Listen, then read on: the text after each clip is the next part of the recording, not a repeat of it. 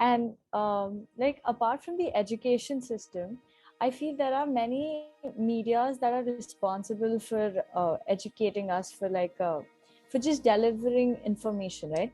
And like just one of us, like what our magazine tries to do, that is to communicate science effectively, the science paradox. And you've been blogging for quite some time now through Rapid Uplift. So, what are your thoughts on science outreach for educating the masses and how effective that is? It plays a big role. I mean, I unfortunately not many people are doing that. I started my blog in 2007, and there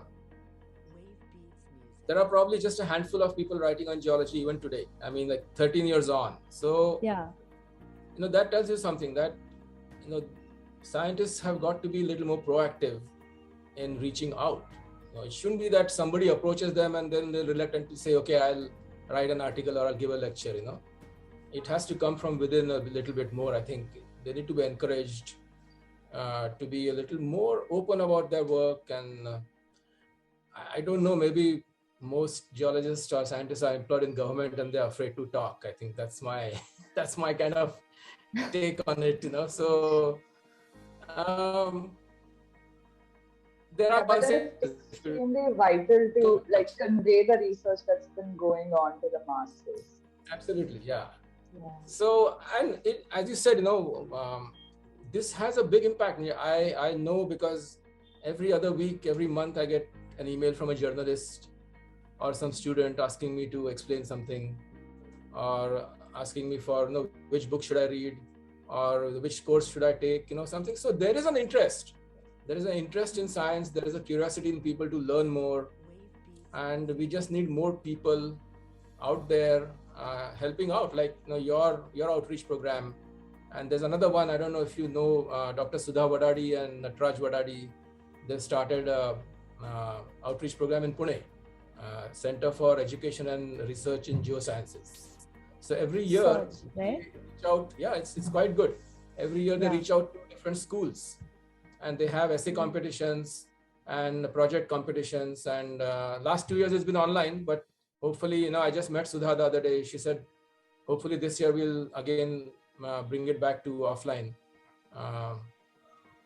So, I mean, that's a great example of people on their own taking an initiative, involving alumni, graduate students, and having this year-long. I mean, there is a film competitions, there are painting competitions for schools. So, I mean, even if the schools themselves don't have a formal geology syllabus, they get drawn into this. Their students get drawn into earth sciences by an effort like this. And out of 100, you may have 10 budding geologists in there. They may say, okay, this is the subject I want, and this is the subject I like. I've made this film on water, and this is something I want to pursue. And how do you get interested in something in the first place? It has got to be hands-on, right? You do something and you suddenly start liking it. So that's one good example of a really successful outreach effort in our city itself. And I've been blogging a lot, but it's a solo effort. And I think Sudha's and Natraj's effort involves a lot of involves getting schools involved and their students into hands-on projects. And but there's no one solution to it, right? I mean, people want to share information any way that it's possible for them. For me, it's writing. It's always been writing. But for somebody else, they'll go and talk to students and schools and get them involved, and more power to them.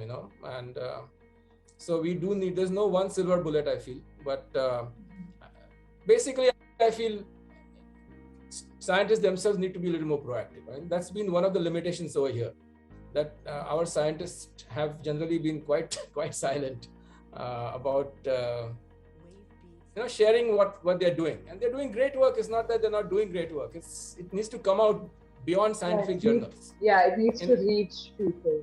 Absolutely. And now we have the mediums to do it, right? I mean, there's blogs, there's Twitter.